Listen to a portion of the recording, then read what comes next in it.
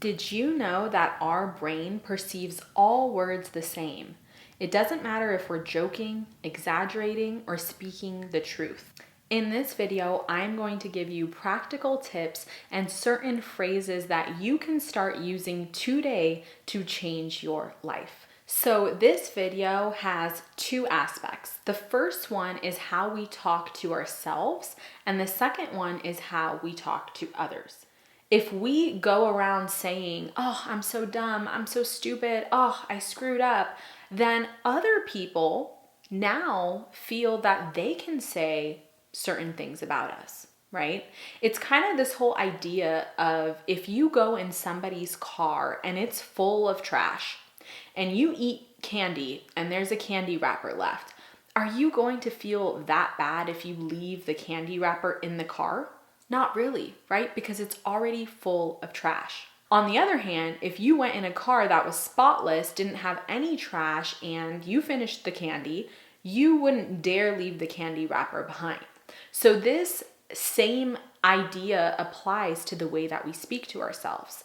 If we are speaking to ourselves in a negative tone, in a self-deprecating way, in a way that sabotages ourselves, then that gives other people the ammo to treat us in that way. So you want to ensure that the way that you talk to yourself is the way that you would talk to somebody that you love, whether it be your sibling, your parent, your daughter, your son, right? Use that same compassion and empathy when you're speaking to yourself. So let's get into some words and phrases that you can eliminate from your vocabulary. The first one is trying to or needing to. So example, I'm trying to finish my homework tonight. What's the problem with saying things like I'm trying to do something or I need to do something? The problem is we are giving up control. We're saying that there's something we need to do, that we're trying to do, but something's stopping us. There's some sort of friction or something that's in the way from us accomplishing this goal. So trying is not the same as doing.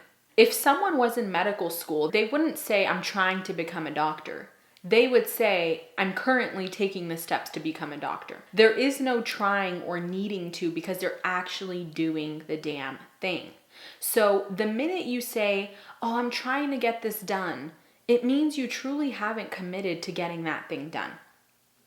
On the other hand, if you say, I need to do something, it's telling the world, it's telling the universe, you don't really want to do that thing. You're doing it out of need, you're doing it out of necessity, and you're not really doing it from free will or from a place of actually wanting to accomplish something, okay? So these words signify an inner conflict, right? There's something I need to do, but I haven't been able to do it.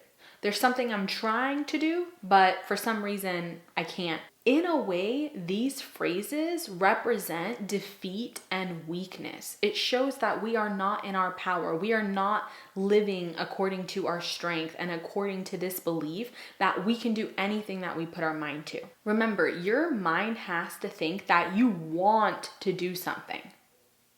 So if you're feeling thirsty, you're not going to say, oh, I'm trying to drink water. No, I'm going to go grab some water, right? Because you are committed to that action. You are committed to getting some water because you're thirsty. So let's switch out that original phrase with a better alternative. So I'm going to give you some examples.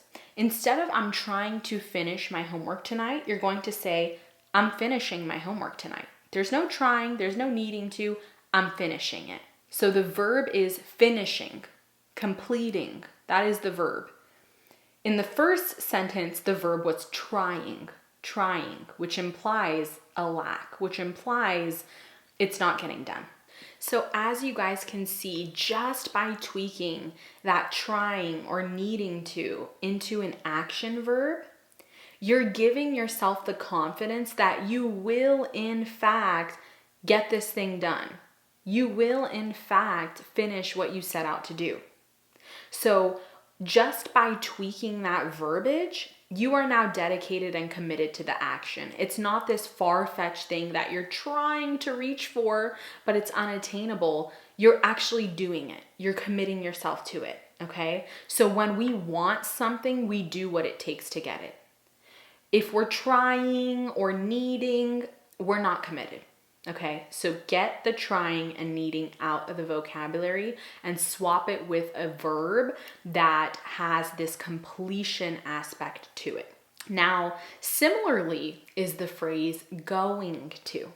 I'm going to apply to a new job. Now, what's the problem with this? If you guys haven't heard about SMART goals, this is like the number one red flag. If you went and said, oh, my SMART goal is I'm going to apply to a new job, that does not work, okay? Because a SMART goal needs to be specific, it needs to be measurable, it needs to be action-oriented, it needs to be realistic, and it needs to be time-specific. Our mind is going to respond to precision, not contemplation. Okay, so give your mind an actual task with a certain date, with a specific deadline.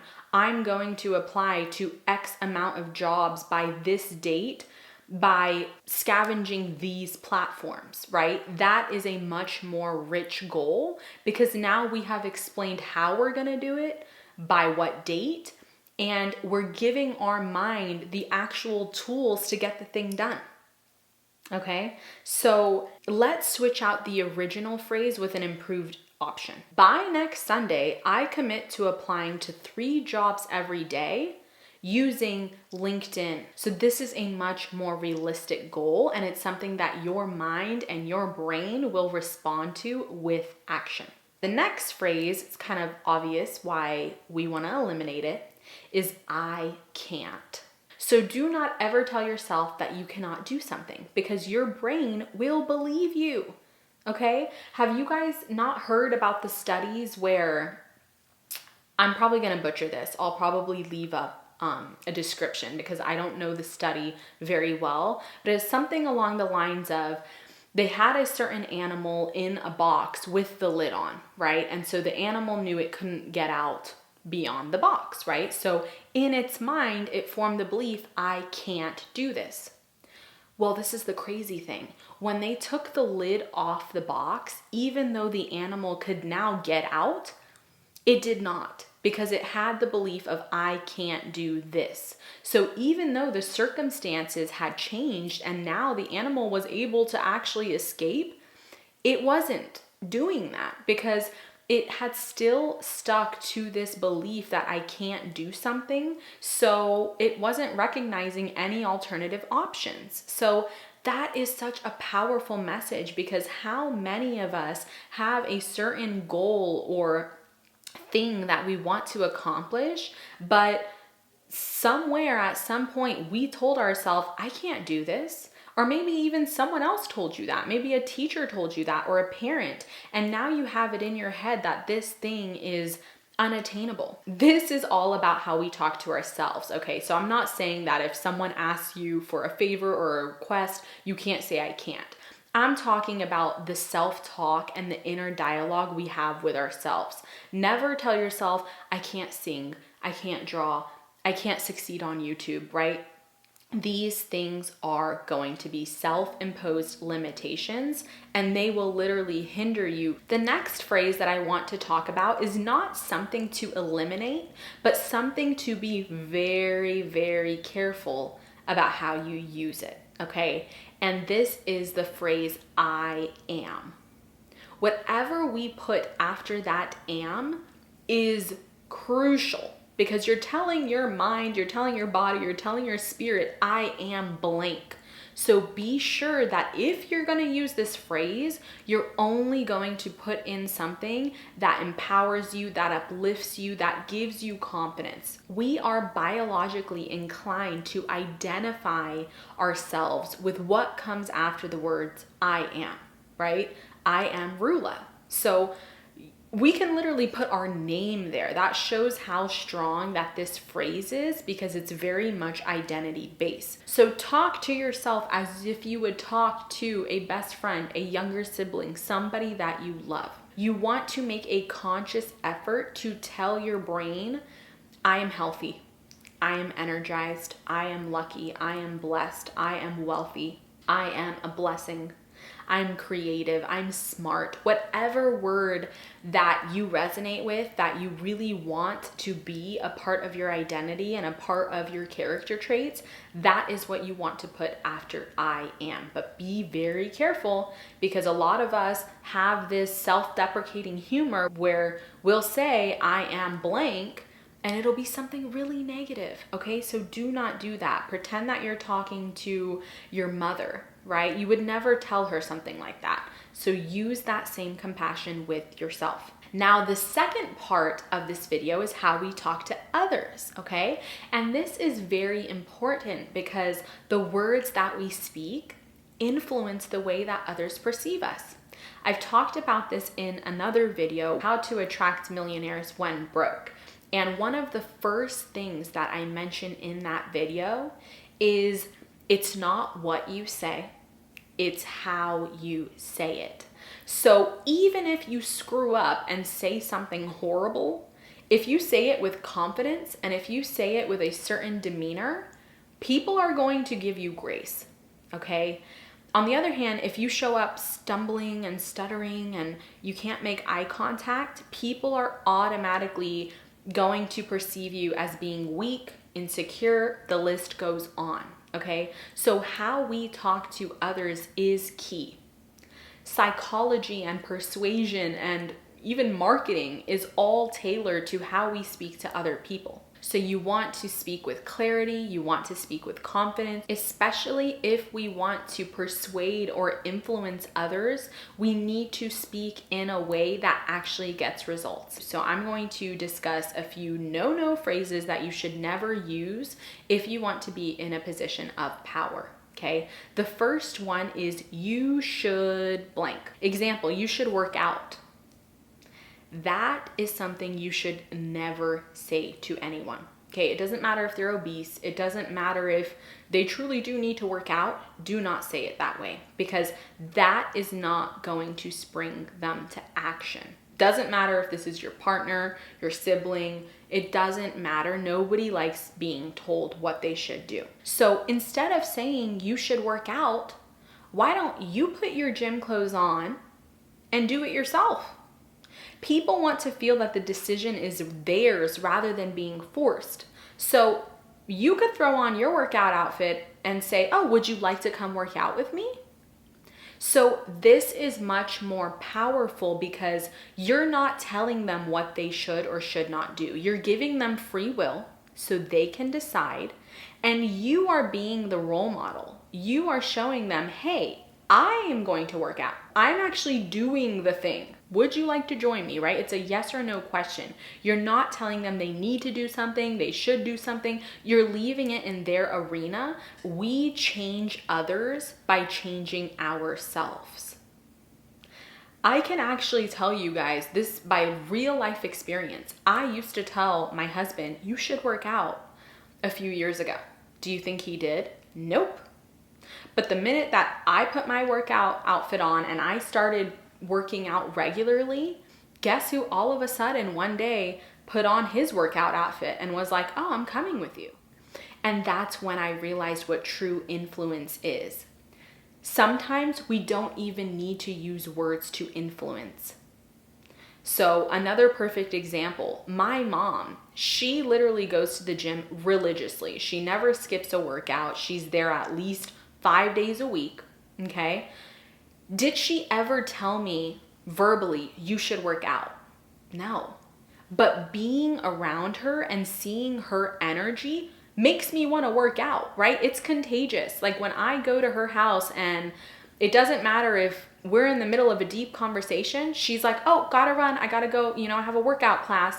That dedication is inspiring. That sort of commitment is contagious. And so being around her and seeing how much that she prioritizes her health and her fitness, that is inspiring. And it motivated me and my sister to start working out. So she did not have to verbally tell us, you should work out. She just became the example. And we wanted to model it, right? We saw her results. We saw how the gym was positively impacting her, not just physically, but emotionally, her energy levels. I mean, all of it. she's aging like fine wine, right? Everyone who sees my mom is like, wow, she looks amazing. So instead of her having to tell us this, she became the example and the role model, and we simply wanted to follow. We simply wanted her results. So we started doing the same thing, right? So this is so key. We don't change others by forcing, by telling, by teaching.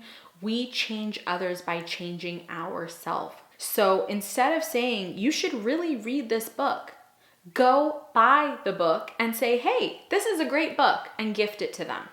So you have done your part. Now it's up to them to do theirs. Never forget that people have free will. It doesn't matter how compelling of an argument you make, it's up to them to take the action. So, example, in my life, I have had coaching clients where I have the results. They are paying me for my advice, and I give them homework or tell them, you need to do X. And some of them go out and do that based on their free will, and they get the results. Other people don't do it and they don't get the results, right? So it had nothing to do with my teaching style or how I framed it. It had everything to do with their free will and if they were ready to model the example. The next thing that you should take out of your vocabulary, if you're talking to someone else, is why don't you blank? An example from my personal life is back in the day, my Instagram bio used to read, go watch my latest video. So I'm kind of telling people what to do, like go watch my video, right? And it seemed a little bit egotistical when I thought about it.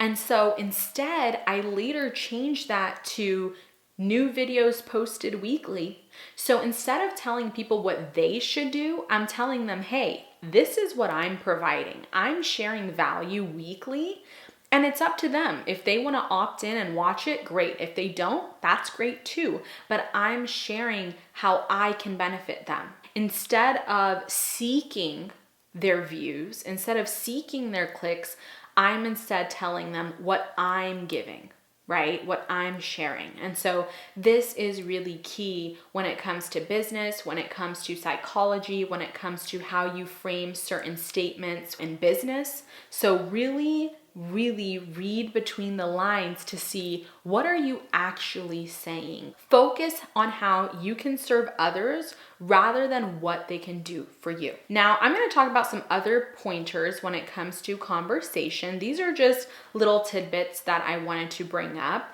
They're not necessarily phrases to remove or to implement, but just tips, okay? So one thing that I want to say, honestly, I know that people say this all the time, but be authentic and be yourself. There's no right way to speak. We all have flaws, right? The best thing that you can do is be completely upfront, okay, about your age, your ethnicity.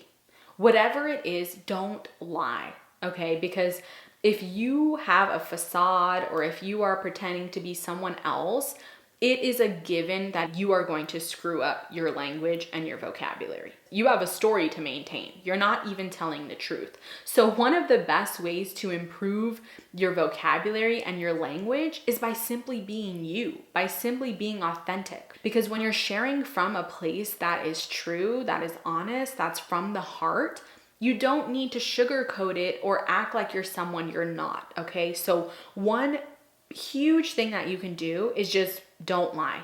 So own your identity. The people who matter will accept you regardless, and the people who don't will show their true colors, and that's fine. Okay, this is a perfect way to filter through friendships, relationships. If someone cannot accept you for who you truly are, keep it pushing. The other thing is, let's say naturally your tone of voice is a little bit louder, or let's say that you have a certain accent.